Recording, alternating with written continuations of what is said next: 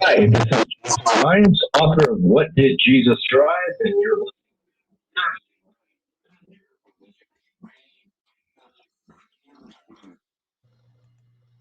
Hello and welcome to the May 20th edition of Speedway Digest, Thursday Night Thunder, the most hardcore motorsports program on the internet. This is episode 209 of the series. This week, we'll be previewing upcoming motorsports action, reviewing past races, and getting you ready for our next two episodes. 9 winners, just one shy of the event record, are among field of drivers assigned to 35 cars entered for the 105th Indianapolis 500, presented by Gamebridge on Sunday, May 30th at the Indianapolis Motor Speedway. Three-time winner Helio Castroneves, 2001, 2002, and 2009. Two-time winners Juan Pablo Montoya, 2000 and 2015, and Takuma Sato, 2017 and 2020. Plus single winners Scott Dixon, 2008, Tony Kanaan, 2013, Ryan Hunter-Reay, 2014, Alexander Rossi, 2016, Will Power, 2018, and Simon Pagenaud, 2019. The past winners aiming for another victory in this year's greatest spectacle in racing. The record for winners in one field is 10, set in 1992. Castroneves will bid to become the fourth member of the elite four-time Winners Club, featuring AJ Foyt, Al Unser, and Rick Mears. Sato, 44, tried to become the first repeat winner since Castroneves in 2001, 2002, and the first driver to ever win the world's most prestigious auto race 3 times after age 40. The field includes 8 past IndyCar Series champions: Sebastian Bourdais, Scott Dixon, Ryan Hunter-Reay, Tony Kanaan, Juan Pablo Montoya, Joseph Newgarden, Simon Pagenaud, and Will Power. Dixon is the reigning and 6-time NTT IndyCar Series champion. That trio will compete for Indianapolis 500 presented by Gamebridge Rookie of the Year honors. R.C. Anderson, Pietro Fittipaldi, and Scott McLaughlin. Fittipaldi is the grandson of 2-time Indianapolis 500 winner Emerson Fittipaldi. 2010 Indianapolis 500 Rookie of the Year Simona Di Silvestro returns to the race for the first time since 2015, attempting to make her 6th start in the greatest spectacle in racing. Andretti Autosport has entered 6 cars, the most of any team. Practice runs through tomorrow, Friday, May 21st. Ground Royal Armed Forces qualifying is scheduled for Saturday, May 22nd, and Sunday, May 23rd. The traditional final practice, 2 hours again this year on Miller Lite Carb Day, will be held on Friday, May 28th. Scott Dixon may be known as the Iceman, but perhaps nobody better in the NTT IndyCar Series when the heat is on. 6-time NTT IndyCar Series champion Scott Dixon led practice on Wednesday for the 105th Indianapolis 500 presented by Gamebridge with the best time of 226.829 miles per hour in the number 9 PNC Bank Grow-Up Great Honda as track and air temperatures climbed compared to open day Tuesday. 2008 Indy 500 winner Dixon led 3 Chip Ganassi racing drivers in the top 5. Race day is Sunday, May 30th, at the 2.5-mile oval. At that point, Ed Carpenter racing drivers will be ready for their race after they took 2nd and 3rd spots on the speed chart on Wednesday. Hunter Daly was 2nd at 226.372. In the number 47 U.S. Air Force Chevrolet, while team owner Ed Carpenter was 3rd at 226.103. In the number 20 Sonac Chevrolet. ECR is surging during the month of May as Ryan SPK won the GMR Grand Prix for the team on Saturday. Chip Ganassi racing drivers Marcus Ericsson and Tony Kanaan round out the top 5. Ericsson was 4th at 226.007 in the number 8 Husky Chocolate Chip Ganassi Racing Honda. 2013 Indy 500 winner Kanaan ended up 5th at 225.774 in the number 48 American Legion Honda. The speed chart showed the unpredictable and competitive nature of this year's deep field, which was features 9 500 winners. 2018 winner Will Power, who led practice Tuesday at 226.470 miles per hour, was 15th on Wednesday at 224.785 in the number 12 Verizon 5G Team Penske Chevrolet. All the top speeds came with the benefit of aerodynamic tows and heavy traffic, as 34 drivers combined to turn 3,326 laps during the 6-hour session. 2016 Indy 500 winner Alexander Rossi was the fastest driver running alone, turning in a top no-tow lap of 221.114 miles per hour in the number 27 Napa Auto Parts Auto Nation Honda. R.C. Anderson completed the Phase 2 and the speed department for Phase 3 for the rookie orientation program in the number 75 Top Gun Racing Chevrolet in a special session before the track opened for practice. Anderson did not participate in open practice. The practice today marks the last day before boost levels are elevated and engine turbochargers for fast Friday practice and Crown Royal Armed Forces qualifying on Saturday and Sunday with the additional horsepower raising speeds. Tony Kanaan found the right blend of ingredients for speed Thursday at the Indianapolis Motor Speedway, leading the third day of practice, 105th Indianapolis 500 Present Game Break. The 2013 Indy 500 winner and 2004 IndyCar Series champion, who was aiming to make his 20th start in the greatest spectacle in racing, led the pack of 35 cars, the best lap of 225.341 miles per hour in the number 48 American Legion Honda. Track and air temperatures continued to climb after a cool start to practice Tuesday and moderate temperatures on Wednesday. Practice resumes from noon to 6 p.m. tomorrow, known as Fast Friday. It's the first day with elevated boost levels in the engine turbochargers, which continues through Saturday and Sunday for the Crown Royal Armed Forces qualifying. The initial boost will add between 80 and 90 horsepower and increased speeds. Conor Daly continued a strong week on the 2.5 mile level, and he have second at 225.245 miles per hour, and then number 47 U.S. Air Force Chevrolet. Then Tim Ferrucci was third at 224.922 miles per hour. The number 45 Hy-Vee Honda in the abbreviated day. Ferrucci was transported to the IU Health Methodist Hospital in Indianapolis for further evaluation of his left foot after being involved in the first major accident of practice this week. At 4:14 p.m. local time, Ferrucci's number 45 Hy-Vee Honda did a quarter spin to the left in turn 2 and made hard rear contact with a safer barrier in turn 2 before stopping on the back straightaway. The rear of the car suffered heavy damage. Two-time IndyCar Series champion Dustin Newgarden was fourth at 224.885 miles per hour. In the number 2 Sheffield Rewards Team Penske Chevrolet. Scott Dixon, fastest in practice Wednesday, into fifth today at 224.666 miles per hour in the number 9 PNC Grow Up Great Honda. Teams will shift to focusing on qualifying setups on Friday in preparation for the drama and speed of Saturday and Sunday. Jack Harvey was the fastest driver without benefit of an aerodynamic toe today. Similar conditions to single car qualifying at 222.091 miles per hour in the number 60 AutoNation Sirius XM Honda. Today's practice opened with drama from the first lap. Honda driving the number 26 Ingrid Honda. Rush turn 4 wall, the number 3 Pennzoil Team Penske Chevrolet, driving by Scott McLaughlin, and the number 16 Rocket Pro PPO Beretta Autosport Chevrolet, driven by Simona Del Silvestro. Slow due to 3 Ray Hall Letterman wagon racing cars running slowly in formation on the front straightaway on the first lap of the session. IndyCar Rulebook Rule 9.3.1. Rahal Lanigan Racing was penalized for improper conduct as 3 cars driven by reigning Indy 500 winner Takuma Sato, Graham Rahal, and Santino Ferrucci would not be allowed to participate in the first 30 minutes of practice on Friday. Graham McLaughlin returned to the track later after Andretti Autosport and Team Penske tracked their respective cars in Gasoline Alley. Live race day coverage begins on NBC and IndyCar Racing Network at 11 a.m. Eastern Time, with the green flag set for 12:30 p.m. Eastern Time on Memorial Day. And should be a really good race, and it's always fun to see. Are you a race car driver, crew chief, pit member, track owner? Maybe you're just a huge fan of the sport. Contact us to get your spot on the show. After all, you're there for 15 minutes of fame, and we'd love to hear from you.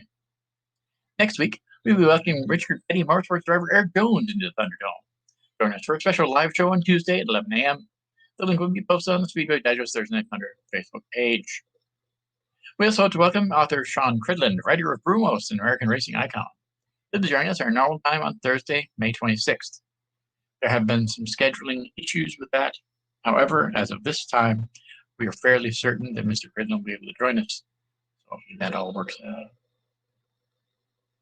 We also have other drivers who are planning on being on the program in the near future. We're working with all sorts of different drivers to coordinate their appearances on the program. And this afternoon, in fact, we got an email from driver Adam Lemke of the ARCA Menard Series, who's eager to make his debut with Red Jones Racing. And we're not going to talk much about that, aside from the fact that he will be racing at Dover National Speedway this weekend on Saturday. He seems to be very interested in being on the program, and we're really looking forward to having him. We're hoping to be able to schedule him probably for next week, if not then, probably in the later part of June. But let's go ahead and talk about Mr. Lemke there. On the heels of their top 5 finish this past Friday afternoon's ARCA Menard Series East race at Dover National Speedway, Red Jones Racing rides momentum with new driver Adam Lemke for this weekend's premier ARCA Menard Series race at Toledo Speedway. The hometown track of the ARCA Menard Series may be new to Lemke, a native of Hollister, California, but his Mark Rett-led team thankfully has plenty of experience at the historic half-mile level, giving the 18-year-old confidence ahead of Saturday night's race. Lemke has been winning championships for more than half of his 18 years, starting in core midgets at age 8 and rising through the mini cup ranks. In 2017, he graduated from USAC Western Midget Series and finished second overall points, clinching the Rookie of the Year award. In 2018, he won both the pavement and overall championships in the USAC Western Midget Series, as well as the Rookie of the Year honors in the RPM Late Model Series at Madera Speedway. He graduated to the IMSA Popular and Competitive Cars Tour, joined the Junior Motorsports, and competed in 9 of 11 cars late model stock events, finishing 11th in the championship standings. Most of Lemke's racing efforts for 2020 were sidelined, of course, due to the COVID-19 pandemic. But he did compete in a few cars tour races, as well as competing for Al McCall Motorsports in the NASCAR Advanced Auto Parts Weekly Series. Having a diverse background in short track racing is likely to pay Lemke's hands this weekend, but the teenager also knows he has a lot of time. He has a lot to learn about the heavier stock cars that the ARCA Menard Series requires. Still, Lemke spends a lot of time digesting and preparing for Saturday night's Ayers Potato Chips 200, and he hopes his short track mentality will be a benefit in his ARCA debut. JRI Shocks will serve as the primary partner for the 5th ARCA Menard Series race of 2021. In addition, Brett Drosten Racing also welcomes Ford Performance, Goodrich Fire, Fluid Transfer Systems, Jones Group Demolition and Pavement, Malley, Off Axis Paint, and Stick Products as the associate marketing partners on the team's number 30 Ford Fusion. RJR is co-owned by Canadian entrepreneur and former race car driver Terry Jones. Additional details on Lemke's 2021 program will be forthcoming. Hopefully we get to have him on the show either next week or in roughly the middle of the month. A little more about that. For more on Adam Lemke, please visit him on Facebook at Adam Lemke or follow him on Twitter at Adam Lemke Racing. For more on Red Drones Racing, please visit redjonesracing.com, like them on Facebook at Red Jones Racing, or follow them on Twitter at RedJones30. The Harris Potato Chips 200 laps, 100 miles is the 5th of 20 races on the 2021 ARCA Menard Series schedule. Practice begins Saturday, May 22nd with a 45-minute practice session from 4:15 p.m. to 5 p.m. Green general tire pole qualifying is set for a short time later at 6 p.m. The race is set to take the green flag shortly after 8 p.m. The event will be televised live on MAV TV and NBC Sports Gold Pass. ARCARacing.com will also stream live timing and scoring throughout the entire weekend festivities. Remember, all times are local. Again, we're hoping to talk to Adam Lemke next week, possibly. We did try to schedule him on the program for this evening, but we just sort of ran out of time. Thing happens. Again, it'll be a good weekend for racing. There's also the race in Monaco, the Formula One race, which is normally a traditional Memorial Day weekend event. However, they moved it up this year, a little bit due to the COVID-19 thing. It looks like there are people in the stands there for the Formula One race, which is a great thing. So we'll get to see how that looks with fans in the stands there in the Principality of Monaco. Hopefully it's a good race, and hopefully it's a competitive event. I know lately there has been a hint of competitiveness in Formula One, but all of you would agree that as soon as Lewis Hamilton hits his stride, there's no one to catch up to him. If he's having an average weekend, if he's having an above average weekend, Lewis Hamilton is always the one to beat. And I think he's the favorite going into Monaco, as he is for most Formula One events. Staying on the Formula One level, they have recently announced that there's going to be a Formula One race here in South Florida, in Miami. Miami Gardens, going around the Hard Rock Stadium, which is where the Miami Dolphins play. Now, that'll be an interesting event to go see. I'm hoping to be able to get credentialed for that event, but there's no guarantee of that, of course. Hopefully, we're able to get into there and see how that goes. I've never been to a Formula One race. I have been credentialed by the FIA in the past for the FIA E-Prix there in Miami several years ago now. But it would be interesting to see a Formula One event in downtown Miami, if they could ever have that. But we'll settle for one around the Miami Dolphins Stadium in Miami Gardens. Should be kind of cool to see that as well. There's also been some news recently that the IMSA has decided to go against the FIA homologation rules and to keep, for now, of course, the P2 specs in place. P2 has been requested by the FIA to reduce their speed to make them to make the hypercars a little more competitive with P2. These hypercars are a little bit slower than what they had originally anticipated, And so they're trying to slow down P2 so they P2s don't run away from the field and the hypercars are able to win. Now, as we saw from the last race with hypercar, Toyota is still very strong in the racing game. So it'll be interesting to see how well Toyota does in hypercar, whether they had to slow down the P2s in Europe, or whether Toyota would have been able to remain competitive as they did in their first event. That's always been an issue there in Formula One. The balance of performance is very difficult in Europe in the FIA, the World Endurance Championship, as well as in the ACO for the 24 Hours of Le Mans. It's pretty difficult here in the United States, but I think it does a halfway decent job with it. And so we've been able to stay competitive with the P2s and TPIs in the past. And now the TPIs and P2s are on a slightly different balance of performance. However, they still do pretty evenly in the races. So that's on that same note, the Rolex 24 at Daytona has recently announced that they're going to have the full event next year. It'll take place the weekend of the 27th through the 30th of January. I did already make reservations to be there at the race the 28th through the 30th, Friday, Saturday, and Sunday. As soon as tickets are on sale, which should be very soon, we're going to have tickets in hand for the Rolex 24.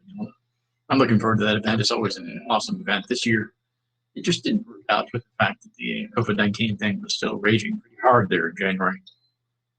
And it was a little difficult to get things organized as well as they had been in the past. Luckily for me, we were able to go up to Daytona for the truck race there, for the road course event, as well as heading over to Orlando for the Supercross. Again, I'd like to thank the World Supercross people there, Monster Energy Supercross, who allowed me to get tickets to the event there in Orlando. Also like to thank Stephen Wilson from SpeedwayDigest.com, who reimbursed me for the ticket at the truck race. As I stated, we are currently trying to get more guests on the program. Every time I get an email from someone who I haven't heard from in the past, NASCAR people, that sort of thing, I'm sending out responses almost immediately. And I have been getting a fairly decent response back. Today we do have Eric Jones slated for next Tuesday. We got a response back from Kyle Busch's people, but that wasn't quite as positive. He does a lot of people want to talk to him. And that would be cool talking in the future. Keep hounding him.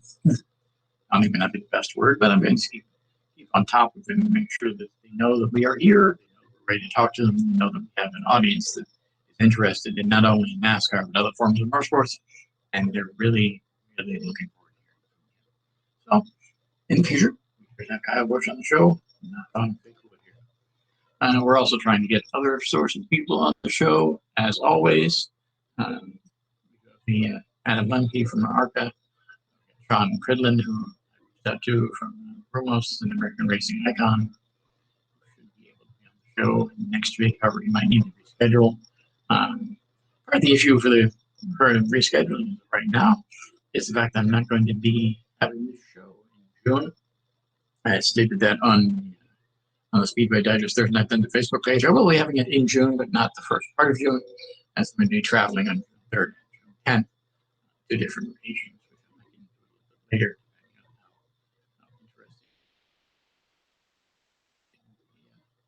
Next week's show is. But for right now, just suffice to say that I will not be on the air on June 3rd or June 10th. But you will be able to, as always, go to SpeedwayDigest.podbean.com. Check out the past episodes of all the shows here on the Speedway Digest Radio Network. And I'm sure you'll be able to find something to take up your time on Thursday. As far as the Eric Jones show on Tuesday, we're really looking forward to that. It should be an interesting interview, to say the least. I'm going to try to do a phone interview and go ahead and put it on speaker. I will not guarantee the quality of the sound on Tuesday, but I will try my best to make it as good as possible. I do have some questions lined up for Mr. Jones, but I will put out I'll give him a copy of those tomorrow as PR people. Coordinating with Richard Payne Motorsports. Those are really good to me, and I'm really happy to work something out to have Eric on the program next week. Time.